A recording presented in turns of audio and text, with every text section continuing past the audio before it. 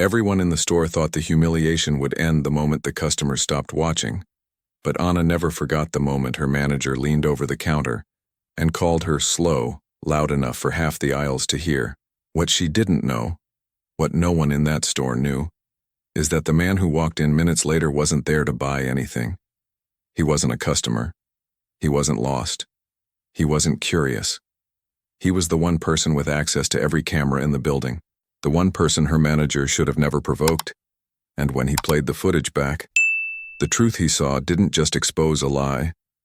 It exposed the real reason he already knew her name. Anna wiped her palms on her apron before she reached for the next customer's items. Even after 2 years behind Register 4, the cheap fabric never stopped clinging to her nerves. The supermarket lights buzzed faintly above her, cold and unforgiving, casting a harsh glow on the scuffed linoleum tiles that had once been white. Her fingertips trembled, not enough for anyone to notice, except the man who made it his daily mission to notice everything she did wrong. Daniel stood 5 feet away, arms crossed, jaw locked, eyes narrowed. A vulture waiting for a drop of blood. Move faster, he snapped, loud enough for the elderly woman in front of Anna to flinch. We don't have all day. Anna swallowed, her throat tightening around the apology she refused to give. She scanned the woman's items. Tea, sugar, cough drops, each beep feeling louder than it should. The customer smiled softly, trying to hide her discomfort. Take your time, sweetheart, I'm not in a hurry. Daniel scoffed. She is. The words slapped the air like a palm on a table. The woman's smile faded. Anna kept her eyes on the screen, pretending the heat crawling up her neck was just the stuffy air, not humiliation. If she lifted her head, Daniels would catch the emotion in her face, and that, she had learned, was his favorite victory. Behind them, aisle 3 hummed with the low noise of customers pretending not to hear. To be invisible was a skill in places like this.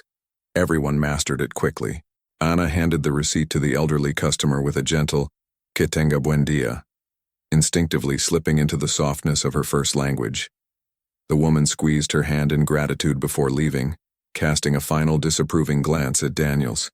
English at the register, Daniels barked the moment she turned away. We've talked about this.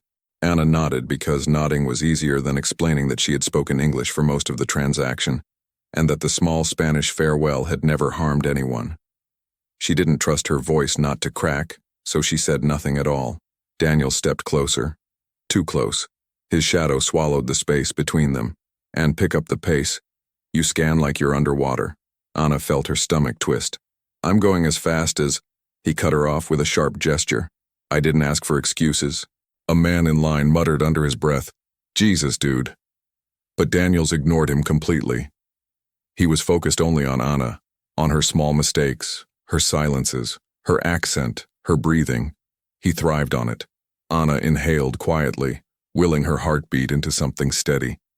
She reached for the next customer's basket. And that was when it happened. The doors at the front of the store slid open with a soft hydraulic sigh, letting in a slice of cool autumn air that cut through the stale supermarket heat. Normally no one looked. People came and went every minute. But this time the air changed, shifted, tightened. Customers lifted their heads. Employees paused mid-step. Even the security guard straightened. Someone had walked in who did not belong to this fluorescent world. Anna sensed it before she saw him. A tingle along her arms, a pressure behind her ribs. The feeling you get when lightning is about to strike, even if the sky is clear. She turned her head and froze. A man walked down the main aisle, each step deliberate, steady, impossibly calm. He didn't dress like anyone who ever came to this store. Not even like someone who lived in this century. Black coat tailored with surgical precision, vest of deep golden brocade, gloves dark as ink, a walking cane, not for weakness but for presence, for command. His hair was silver, perfectly groomed, his beard trimmed sharp, his expression unreadable, but his eyes, those pale, cutting eyes, moved with a kind of quiet authority that made the supermarket seem suddenly too small. He wasn't here to shop. He wasn't here by accident. He was a storm wearing a gentleman's suit. Daniels noticed him last.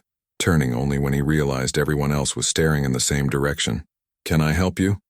Daniels called out, forcing cheerfulness that sounded strained even to him. The man did not respond. He didn't even look at the manager. He kept walking, cane clicking lightly against the linoleum. Customers stepped aside without being asked, some out of respect, others out of instinctive fear. He didn't look at the checkout lanes. He didn't look at the shelves.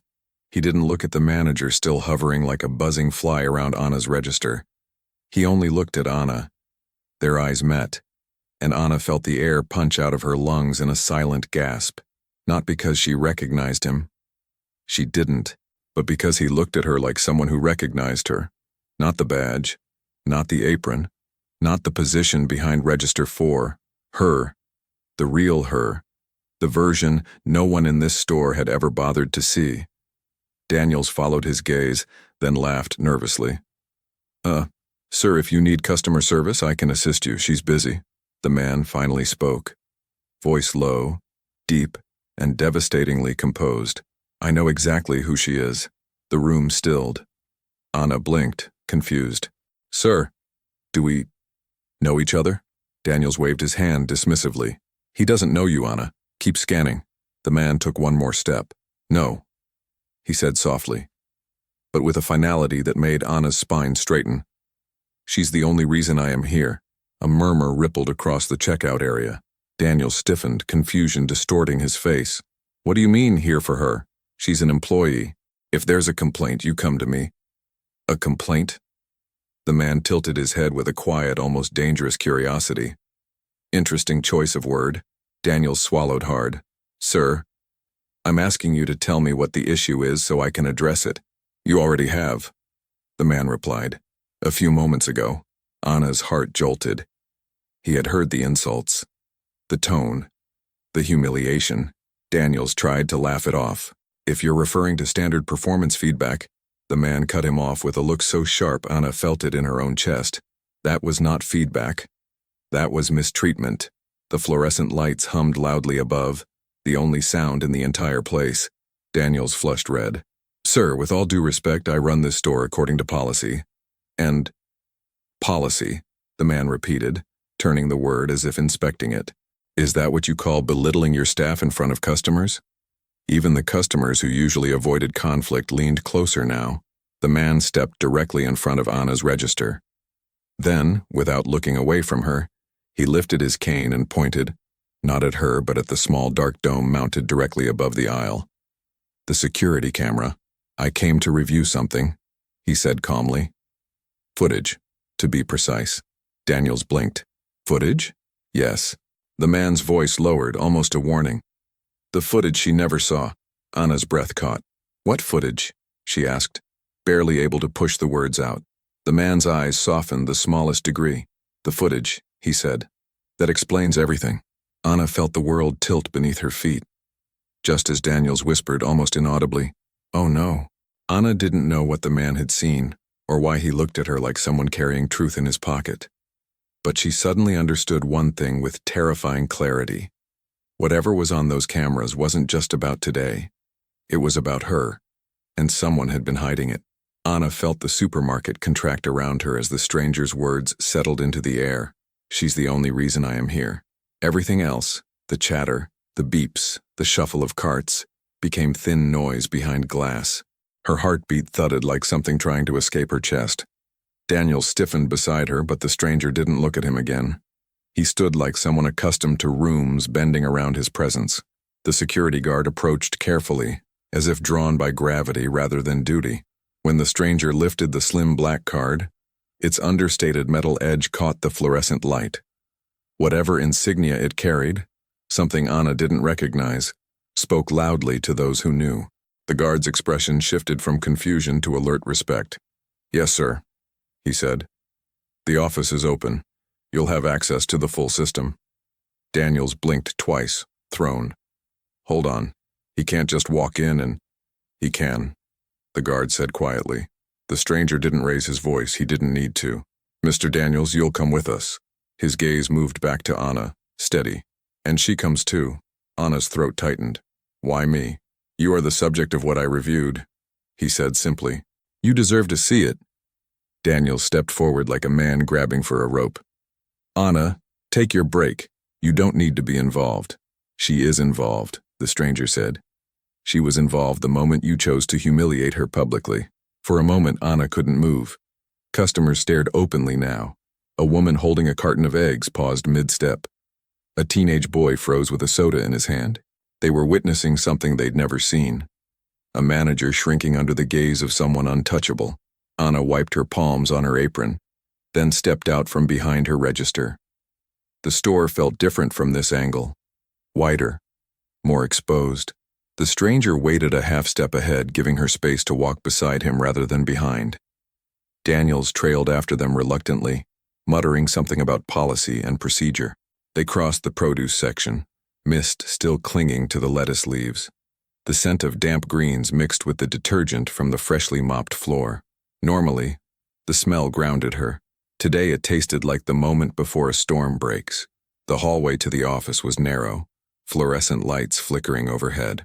The walls were a tired off-white, lined with metal shelving stacked with cardboard boxes. The air felt heavier here. Less oxygen, more anxiety. Anna hesitated once they reached the office door.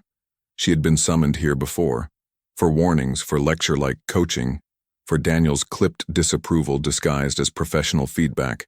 The little glass window with management printed crookedly across it had always felt like a barrier. Today it felt like an X-ray plate waiting to expose something beneath skin and bone. Inside, the office was cramped, suffocatingly warm. Papers cluttered the desk, coffee-stained and curling at the edges. A fan rotated lazily in the corner, buzzing like a tired insect. And along the back wall, the surveillance monitors, each showing a different angle of the store in gray-tinted slices. The guard took his seat at the console. Date and time? The stranger removed one glove with a slow, precise motion, revealing a steady hand. 3 Tuesdays ago, he said. Closing shift. Start at 9:45. Anna's stomach tightened. She remembered that shift with a clarity sharpened by dread. The fatigue, the drawer count, the whispered accusation the next morning. Daniels crossed his arms, defensive. We handled that. Her till was short 60. It's in the report. The stranger's eyes stayed on the screens. And this footage will show us why. The guard typed. One monitor flickered, then filled with the late-night view of the registers. The store was dimmer. The world outside the glass doors a dark reflection.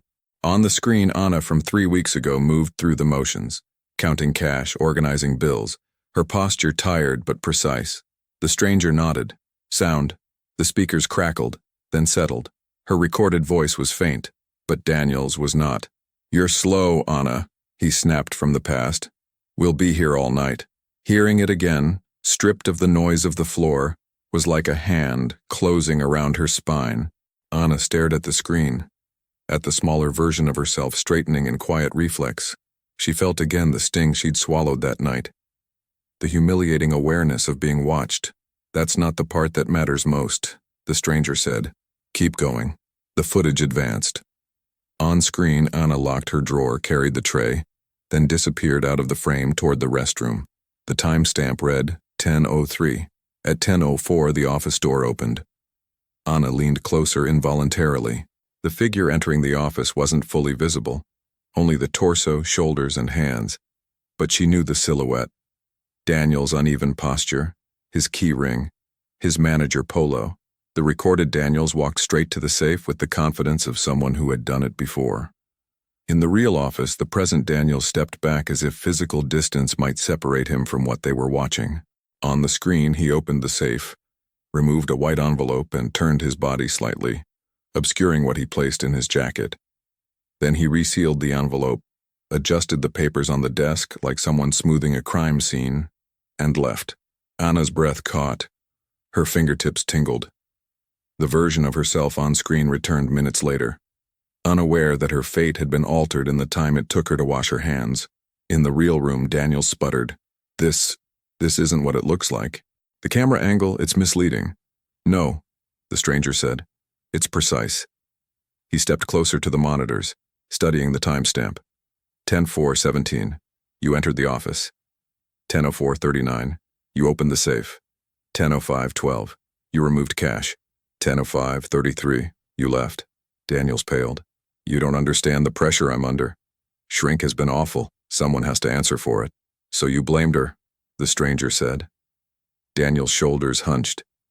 She's inconsistent. She slips into Spanish. Customers complain about you. The stranger said softly. Not her. Anna's throat tightened. The stranger motioned to the guard. Pull the report that resulted from that shift. The guard hesitated, then opened a digital folder. The report filled the screen. Loss prevention incident. Employee. Castillo. Anna. Cause. Mishandling of funds. Recommended action. Written warning. Below that, Daniels's digital signature. The blood rushed in Anna's ears. She remembered the pen, the paper. Daniel's voice telling her refusing to sign would look like hiding something. She remembered fighting tears because crying in front of him would be another mark against her. The stranger turned to her. You carried the weight of a lie, he said. Not your mistake. Anna swallowed hard. The humiliation from that morning, from every shift, every warning, rose like heat behind her ribs. Daniels tried again, desperate. Look, everyone bends the rules sometimes. Managers do what they have to do. You can't come in here acting like you're God just because you flash a black card. The stranger didn't answer immediately. He opened a folder sitting on the desk she hadn't noticed before. Sleek, polished, out of place among Daniel's clutter. Inside were documents stamped with the company's parent logo. Internal audit notes, performance reviews, executive signatures. He flipped to the last page and turned it toward Daniels first, then Anna. At the bottom of the form, clean, precise, impossible to misinterpret, was the signature printed in dark ink. The CEO of the entire company. Daniels's mouth fell open. Anna's breath stilled. The stranger closed the folder softly, as if to avoid breaking the room in half. You keep talking about corporate, he said. About what corporate wants, what corporate watches, what corporate will punish. His eyes narrowed. You've been speaking about me. Anna stared at the signature again, at the name she'd seen only on emails, on training videos, on the posters by the time clock. The myth, the distant authority, the invisible hand behind schedules and rules. And he had walked into her store, to her register, to her humiliation. The stranger finally looked at her again, and something unguarded flickered, something like recognition, but deeper. You asked me earlier, he said quietly. Why I already knew your name. Anna felt her pulse in her throat. The stranger moved one step closer, voice low enough that only she and Daniels could hear. You'll understand, he said, when you see the rest of the footage. And for the first time since he had entered the store, Anna felt a chill that wasn't fear, but the sense that her entire life inside this place was about to split open. Anna didn't breathe at first. The idea of the rest of the footage hung between them like a door half open, revealing only darkness beyond it. The stranger's expression didn't change, still controlled, still impossibly calm, yet something had shifted in the air, as if even the static on the monitors listened. Daniels hovered near the wall, stiff as a cornered animal. The security guard kept his eyes on the keyboard, pretending not to hear what no one in the room could ignore. The stranger tapped the console lightly. Switch to camera 7, he said. Rear hallway. Same night, 10:06. The guard hesitated. The rear hallway? That's by the loading dock. There's no reason she... 10:06, the man repeated. The guard clicked. The screen shifted to a dim, narrow corridor at the back of the store. Concrete floor, metal doors, emergency exit light flickering overhead. No customers ever walked there. Cashiers rarely did. Anna blinked, unsure what she was supposed to see. The corridor was empty except for a mop bucket and a stack of flattened cardboard. Then at 10:06 p.m., a figure entered frame. Anna's breath stuttered. It was her, still wearing her apron, still tucking a stray hair behind her ear. She remembered that moment. Returning from the restroom, Daniels gone, the office locked, the hall quiet. She remembered passing that spot without thinking. What she didn't remember was what came next. A shadow slipped into frame behind her. Not large, but sharp. Someone stepped forward. Another employee. uniform partially visible. The resolution made the features hard to distinguish, but the posture was unmistakable. Someone waiting for her. Someone who shouldn't have been there. The figure stepped closer, blocking her path. Anna's eyes widened as if watching a stranger's nightmare. She remembered feeling uneasy that night, a stomach-drop sensation on the walk home, but she'd brushed it off as exhaustion. On screen, she backed away slightly. The other employee leaned in, said something too quiet for the microphone to catch. Anna's shoulders tensed, her recorded body angled sideways, trying to continue down the hall. The person blocked her again. Beside her, the real Anna's lungs tightened. She hadn't remembered it happening twice. The stranger stepped closer to the monitor. Audio gain, he said. The guard adjusted the controls. A hiss of static filled the small room. Then, slowly, words surfaced through the distortion. Always covering for you. The voice belonged to the other employee. Someone from Derry, Anna realized. Someone who had always shot her sideways glances during shift changes. Someone who never liked when Daniels spoke to her too harshly, but not out of sympathy. Out of jealousy. On screen, he loomed closer to her. You think management doesn't know how slow you are? He hissed. People talk. You think you're safe because he likes yelling at you? You're more replaceable than you think. Anna felt her own recorded shoulders stiffen, the same reflex she always had when fear tried to show itself. Excuse me, her voice said. I need to finish closing. You need to understand your place, he snapped. Recorded Anna took another step back. Real Anna felt something bitter rise in her throat. She'd forgotten his voice, she'd blocked it out or convinced herself it didn't matter. People pushed, people tested lines, people took advantage of quiet workers. She had survived enough small humiliations to lose track of which ones cut deepest. The stranger's jaw flexed once. Advance 30 seconds. The guard clicked. The footage jumped. On the monitor, the argument escalated. The man gestured wildly, pacing in front of her like a caged door swinging open and shut. Anna didn't raise her voice. She never did. She hugged herself, shoulders turned inward, trying to de-escalate, trying to leave. The camera caught everything. Her restraint, his aggression, the moment he slammed his hand against the wall beside her head, close enough to make her flinch. Real Anna gasped softly. She had not remembered that detail, or she hadn't allowed herself to. The stranger didn't take his eyes off the screen. Pause. The guard froze the frame. The man's arm was extended, palm flat against the wall, inches from her face. Her recorded expression was small but composed, though fear trembled beneath the surface. Daniels shifted uneasily. I didn't know about this. You didn't want to know, the stranger said, voice quiet, but cutting. You had one narrative in your head. You never questioned what else might be happening around you. Anna felt something unravel inside her. Not panic, not shock, but the quiet realization that she had lived her own life through a fog of accepting what others decided she was. Slow, inconsistent, replaceable. She had spent years surviving small corners like that hallway, pretending they were normal. The stranger stepped back from the monitors. Continue, the footage resumed. On screen, the employee leaned close again, voice low, threatening, something about favoritism and people like you thinking they deserve special treatment.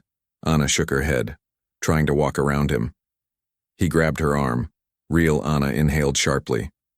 She didn't remember that grip. She didn't remember the way she had stiffened like someone bracing for impact. Recorded Anna pulled back immediately, a small, instinctive recoil. Don't touch me, she said. Firm, quiet, but firm. The stranger's eyes softened just slightly at the tone. On screen, the employee stepped back just a fraction, but his expression twisted, embarrassed at being caught in an act he couldn't defend. He shoved past her and walked out of frame. Anna watched her recorded self remain still for a long moment, alone in the hallway, shoulders trembling, before turning away and heading back to the front of the store. The footage stopped. Silence took the room again. The stranger spoke first. This is why I was reviewing footage from this location, not because of Daniel's report. His eyes slid toward the manager, then returned to Anna, because an anonymous complaint was submitted about a pattern of hostility toward a single employee. Anna blinked. Anonymous? The stranger nodded. Someone in your store noticed. someone who didn't feel safe attaching their name, but they described several incidents involving you. Enough detail to prompt an internal audit. Anna felt the weight of that hit her slowly. Someone had tried to protect her. Quietly, secretly. It wasn't enough to stop what had happened, but enough to reach the desk of the man standing in front of her. Daniels swallowed hard. She never reported anything to me. Of course she didn't, the stranger said. Why would she? You don't create safety. You create fear. Daniels opened his mouth, then closed it again. Anna felt the room tilt slightly. Not from weakness, from clarity. She remembered working at the register that night, forcing her hands not to shake as Daniels hovered. She remembered walking home with a knot in her stomach, telling herself it was just stress. She remembered the next morning, the warning slip, the words careless funds handling circled in red, and she remembered signing it because she had believed she had no power to argue. The stranger leaned one hand on the desk, not toward her, but near her. Proximity without pressure, as if offering steadiness without making her take it. You asked why I knew your name, he said softly. This is why. Your file is thick, but none of the pages are yours. They're his. He nodded slightly toward Daniels. Anna's eyes stung. She blinked fast, refusing to let the emotion spill in front of either man. The stranger straightened. There is one more piece, he said. Camera 2. The guard switched feeds. The angle showed the front of the store the same night from above. Traffic had slowed. Employees were cleaning. Recorded Anna stepped into frame, placing the last deposit envelope into the safe for the night. Then a figure appeared at the door. Someone outside, briefly visible through the glass. A man in a dark coat, head lowered, pausing as if deciding whether to enter. Anna frowned. She didn't remember anyone being there. The stranger watched the screen with an expression that flickered between recognition and something else. Something she couldn't name. That's you, Anna whispered. You were there that night. He nodded once. Why? She asked. His answer came quietly, but it cut through the room like a clean blade. Because before I was anyone's CEO, he said, I stocked shelves. I ran registers. I know what it looks like when someone gets crushed under the weight of another man's insecurity. He held her gaze unflinching. And I refuse, he added, to let that story repeat itself. Anna felt her heart clench. Not in fear, not in shame, in something dangerously close to being seen. The stranger stepped back from the monitors. We're not done, he said. But the next part doesn't happen in this room. Daniels looked panicked. Where are you going? The stranger picked up his glove, slid it onto his hand with quiet finality. To the floor, he said, where accountability belongs. Anna felt her breath catch. The stranger turned slightly toward her. You're coming with me. For the first time since the night began, she didn't hesitate. And for the first time since she started working here, she wasn't walking into humiliation, but into truth. Anna stepped back onto the sales floor, feeling like the air had thickened. The hallway door swung shut behind them with a soft click, sealing the office and its screens on the other side. Out here, everything looked the same. Fluorescent glare, carts rattling, the faint music no one really heard. But nothing felt the same at all. At the front end, Register 4 waited like a place she used to know. Same scuffed mat, same worn keypad, same little chip in the plastic where she'd once dropped a jar and thought she'd be fired for it. For the first time since she started here, she saw it not as a trap, but as a scene of evidence. Ms. Castillo, the CEO said. His voice was low, but the quiet around them carried it. Describe what happened here, briefly, directly. He stood behind me, she said. She didn't have to point. Everyone knew who she meant. Told me to move faster. Called me slow, loud enough for customers to hear. When I said, "Que tenga buen dia" to a woman, he corrected me in front of everyone, like that was wrong. Her voice surprised her. It held. Daniels gave a tight laugh. She's taking it personally, he said. It was standard feedback. This job requires speed. If she can't handle a little push. Stop, the CEO said. The CEO's gaze swept the small circle of people who had drifted closer. Cashiers, stockers, a couple of regulars clutching baskets at odd angles. Has anyone here seen Mr. Daniels speak to Ms. Castillo this way before? He asked. Not rumors, not opinion. What you have actually witnessed. The bagger lifted her eyes. He's harder on her, she said. He yells more when she speaks Spanish. Even when customers start in Spanish first. He jokes that people get confused. No one laughs. The man stocking candy bars shifted his weight. He told us Anna lost $60, he added. Said she was sloppy with the drawer. But I've seen her count twice when no one's watching. I never believed it. The elderly woman from earlier stepped right up to the lane, shoulders small but squared. I heard him today, she said. He wasn't correcting. He was showing off. She was doing her job. He was enjoying it. Anna felt something tight in her chest, loosened by a fraction. For months, she'd carried those moments alone. Hearing them spoken out loud made it harder to pretend they were only in her imagination. The CEO nodded once. Thank you, he said. He turned back to Daniels. In the office, you watched yourself access the safe alone and remove money, he said. You watched yourself file a report blaming Ms. Castillo. You talked about pressure and targets. I'm going to ask you one question again. He paused, letting the question gather weight before he spoke it. Did you take that cash and falsify a report in her name? The beeping at the other lanes seemed to recede. Even the overhead announcement about chicken prices went silent. The front end, for a few seconds, existed only for that answer. Daniel's face flushed. You're basing this on one angle and a story you've decided to believe, he said. I was checking deposits. You don't understand this location. You don't know what I deal with. It's not that simple. That is a no, the CEO said, but not the kind that helps you. He turned slightly toward the guard. As of now, Mr. Daniels's employment is terminated, he said. Collect his keys and access card. He is not to enter secure areas or handle cash again. Formal notice will follow. The guard stepped forward without drama. He'd been waiting for this. You can't fire me in front of customers, Daniel snapped. I've held this store together. I've sacrificed my time, my health. I've followed policy. You used policy as a shield while you took what wasn't yours and blamed someone who couldn't fight back, the CEO replied. That isn't leadership. It's cowardice. For a heartbeat, Daniels's eyes met Anna's. There it was, the reflex to throw one last insult, to drag her back into the mud with him. Whatever he saw in her face made him swallow it. He yanked his lanyard off and slapped it onto the counter. The sound was small, but final. Then he walked toward the doors, shoulders smaller than they'd been at the start of the shift. No one clapped. The moment didn't feel like a triumph. It felt like a weight finally dropped where it belonged. The CEO let the quiet sit, then turned back to Anna. His presence didn't suddenly become gentle, but it shifted. No longer something aimed at her, but standing beside her. You signed a warning based on that false report, he said. That document is already flagged for removal. Any note calling you careless with money is gone from your file. Anna exhaled. It felt like air leaving a room that had been too full for too long. So I'm not under review anymore? She asked. You were never the one we needed to review, he said. You were the one we failed to protect. Those words went somewhere deeper than her schedule or her paycheck. They landed in the small hidden place where she'd stored every doubt about herself. He lowered his voice a little, not secretive, just focused. 6 months ago, you applied for a transfer, he said. Distribution center, night shift. She nodded slowly. I did.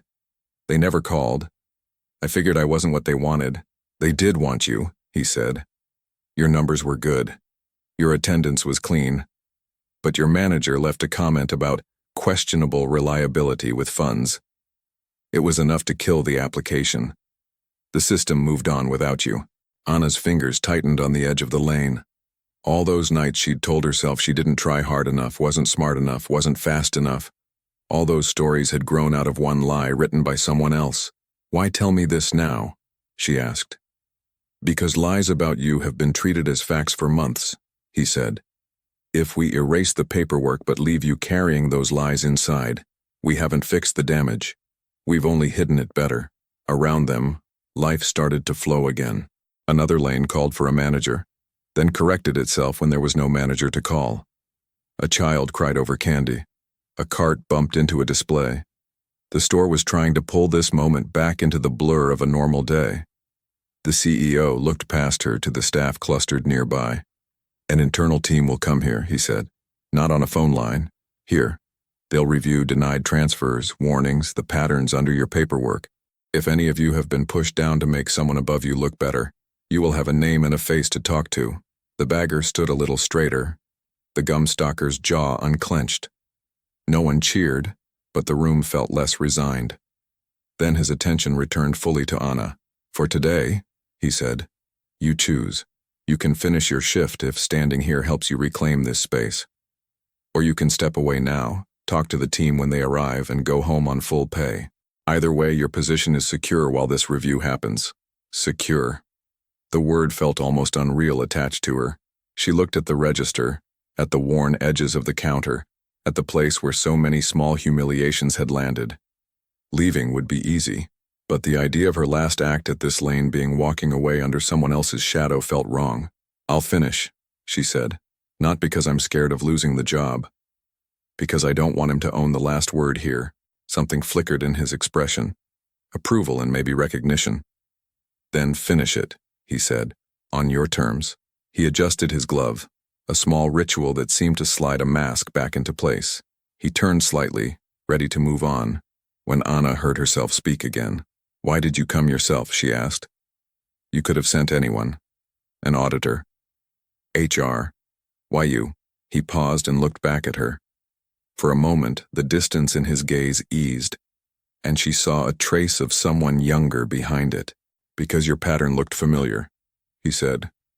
Quiet. Competent. Blamed when something goes missing. Passed over with no explanation. I've seen that story before. Someone you know? She asked. His jaw tightened, then relaxed. Someone I used to be, he said simply.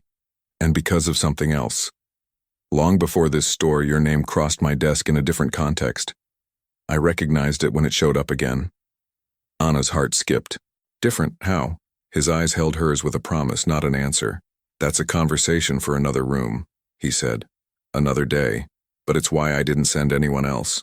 Before she could ask more, he inclined his head in a brief, almost old-fashioned gesture, then turned away, the click of his cane fading into the general noise.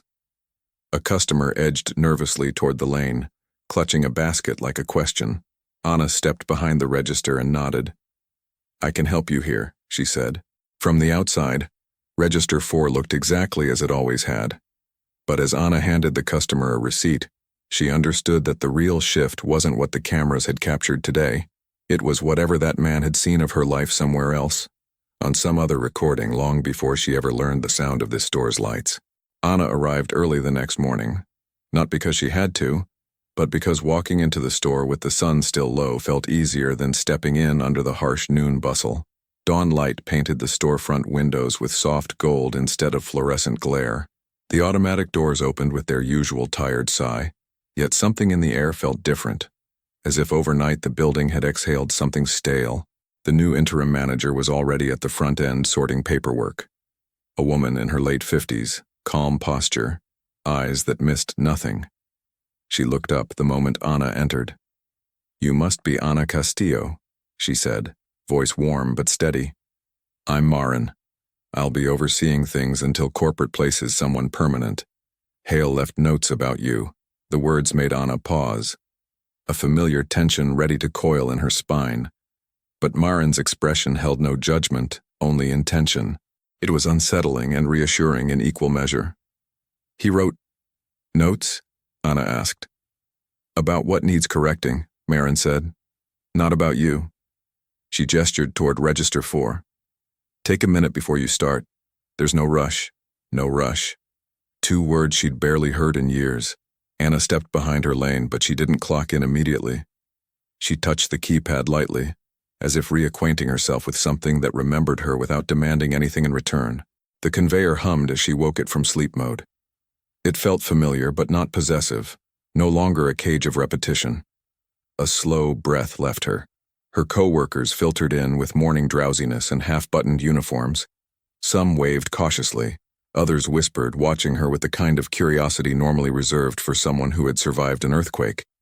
The bagger from yesterday approached with a hesitant smile. Morning, the girl said. I just wanted to say I'm glad you're back. Some of us were worried you'd quit. Anna shook her head. Not today. The girl's shoulders loosened, relief softening her eyes. People are talking about yesterday like it was, I don't know. Some kind of movie. She leaned in. When he said, "You're coming with me," I swear the whole front end stopped breathing. Anna laughed quietly, a sound she hadn't made in that store in months. It felt unreal. It was unreal, the girl whispered. Before Anna could respond, the store speakers crackled to life, not with music, but with an unfamiliar chime. Marin's voice floated through the air. "Team members, please gather in the break room for a brief meeting. 5 minutes." Groans rose from multiple departments. Morning meetings usually meant new deadlines or reminders to upsell loyalty programs. But as employees drifted toward the back, conversation stayed oddly subdued. Anna followed, heart thumping in a steady, controlled rhythm. The break room smelled of burnt coffee and industrial cleaner. Metal chairs scraped as people sat. Marin stood near the front, clipboard tucked under her arm. Next to her, a laptop was connected to a screen on the far wall. Anna recognized the logo in the corner of the monitor. Corporate headquarters. Her pulse jumped. Marin cleared her throat. "Morning. This will be brief. Yesterday there was an incident on the floor and in the office that required corporate review. Some of you witnessed parts of it. Others heard rumors." She scanned the room. "Today we're establishing clarity." Before anyone could murmur, the screen flickered, and a face appeared. Elias Hale. Gasps rippled through the room.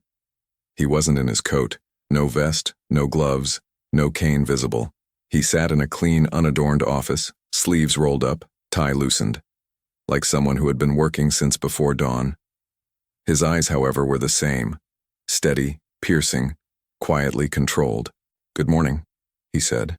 The break room fell into a silence so complete the HVAC hum seemed suddenly deafening. "I won't take much of your time. I'm addressing you directly because, for too long, you've been addressed only through directives passed down from people who never stood where you stand." Someone muttered. "Oh my God," Elias continued. "You all work hard, harder than most people acknowledge. So when a manager abuses authority, falsifies reports, or humiliates employees, it doesn't just harm one person. It weakens the entire team. Yesterday, we corrected the first part of that problem. A few employees exchanged wide-eyed glances. Today," he said, "we begin correcting the rest." He clicked something off screen. A list appeared beside his image, short but pointed. "Effective immediately. This location will undergo a full audit of all disciplinary records from the past 9 months. Any employee whose opportunities were blocked by false or questionable reports will have their case reviewed with them personally. All cash handling responsibilities will be reassigned temporarily until retraining is complete. A corporate liaison will be on site for the next 2 weeks." He paused. "No one is being targeted. Transparency benefits everyone." A bakery clerk raised her hand timidly.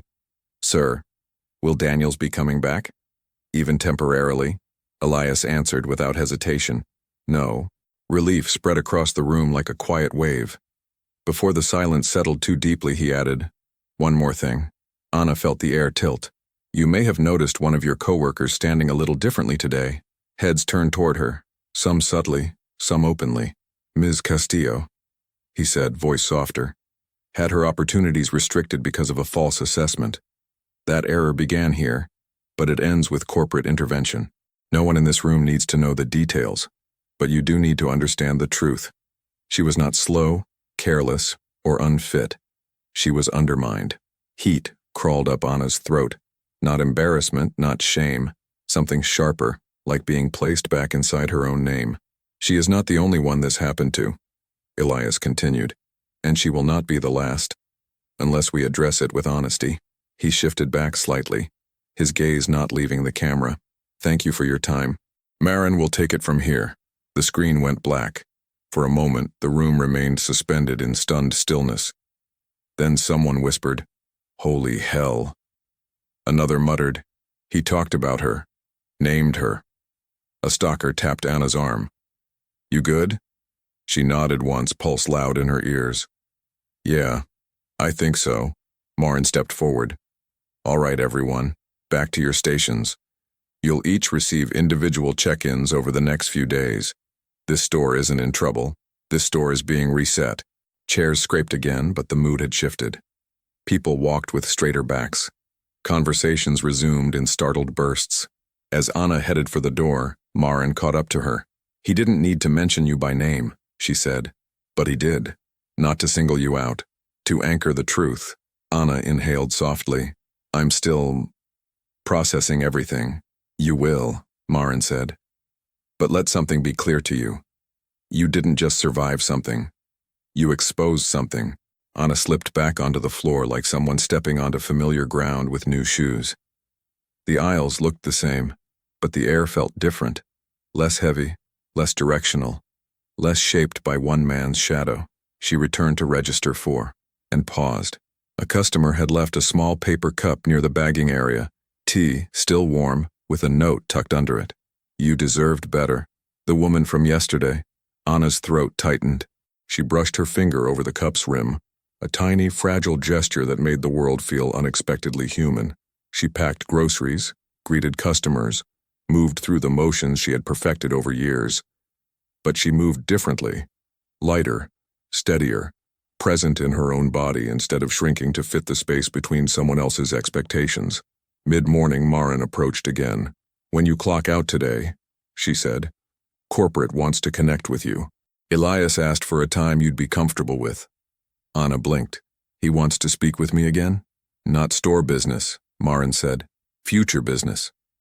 The words hit harder than she expected. Future business. Choice again. Always circling back to choice. She nodded. I'll call. By the end of her shift, the store's rhythm had woven itself around her again, but quietly, as if it had learned to keep its distance.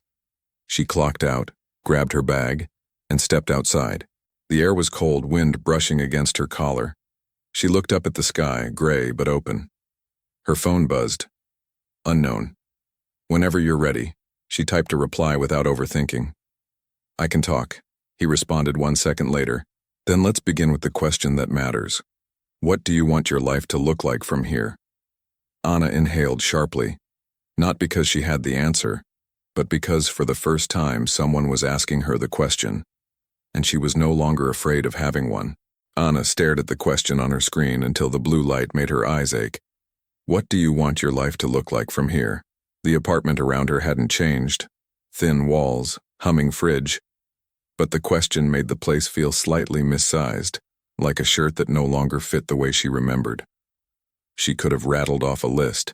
Better pay, a safer block, no more managers who used humiliation as punctuation.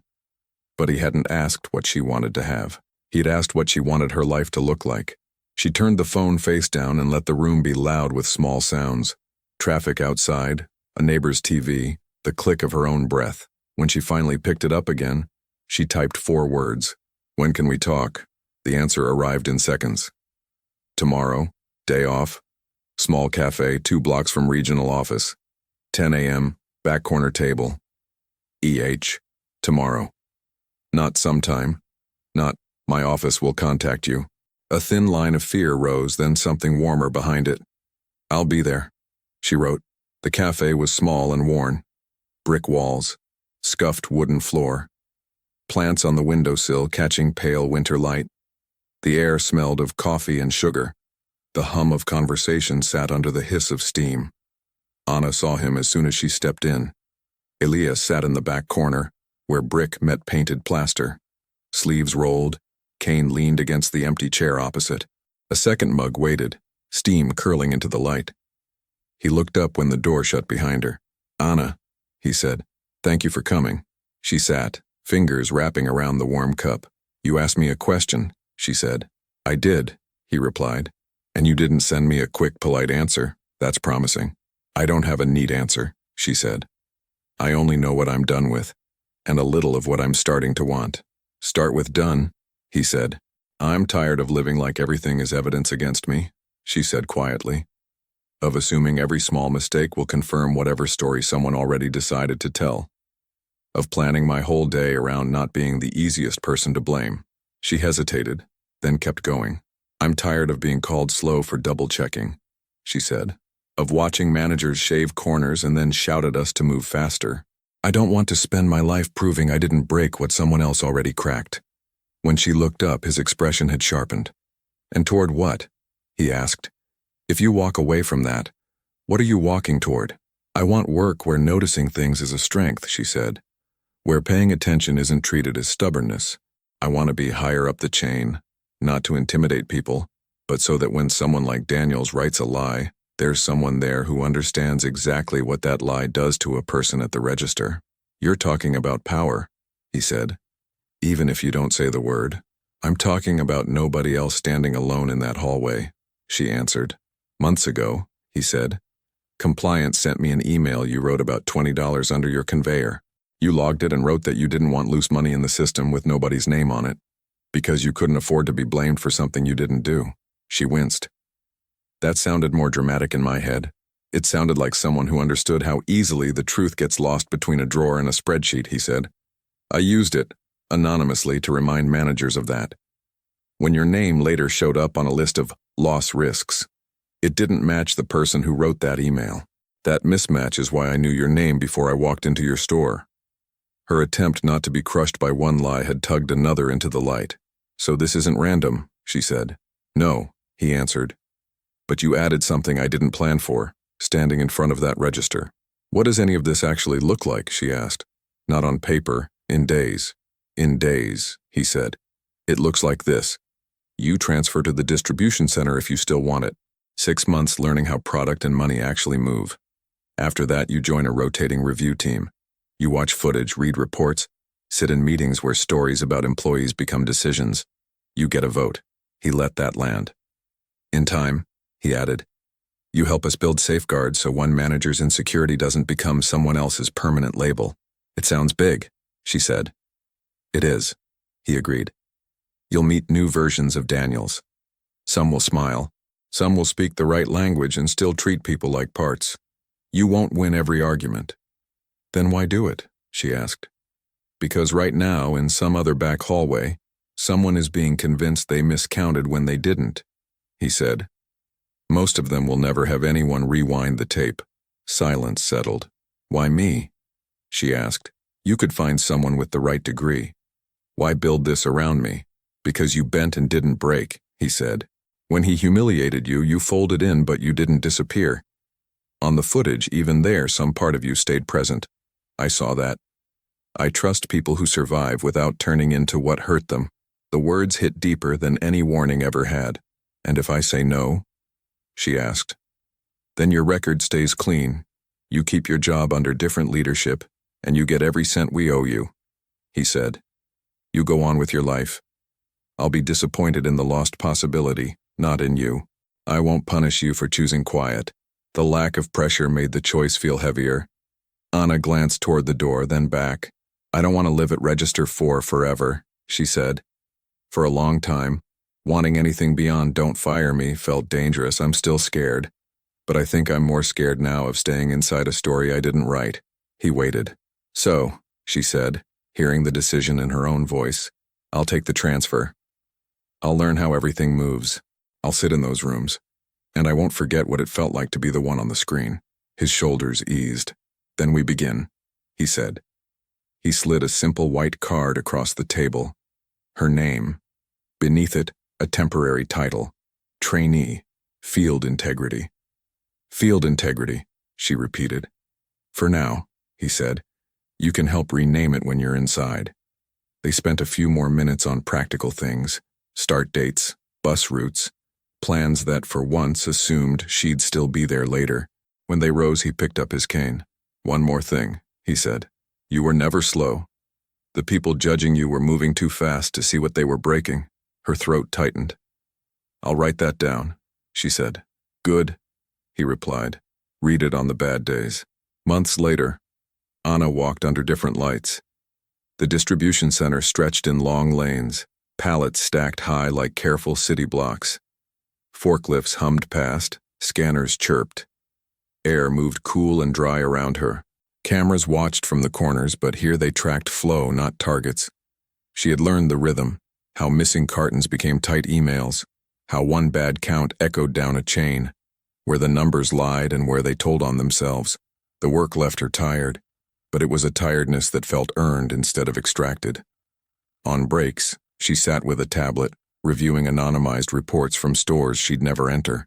Certain phrases stood out like warning lights. Slow at register, careless with funds, does not respond well to feedback. She watched the footage, listened to the tone, weighed the story against the images. Sometimes, on the calls that followed, a manager tried to explain away a pattern. Anna listened, and when it was honest to do so, she said, "That's not what I'm seeing." Every now and then, walking a quiet aisle between pallets, she thought of Register 4, of the cheap apron, the chipped counter, the day the sliding doors opened, and a man in a dark coat stepped into that fluorescent world and said, "She's the only reason I'm here." The supermarket still existed, a block of light in the city's grid. People still dropped coins. Managers still printed schedules. Somewhere another cashier was wiping damp hands on a thin apron, trying to be fast enough, invisible enough, safe enough. But in Anna's mind, that store was no longer mainly the place where the worst thing had happened to her. It was the place where someone finally pressed pause on a lie, and where, for the first time, she began to believe that the story of her life could be written by the same person living it.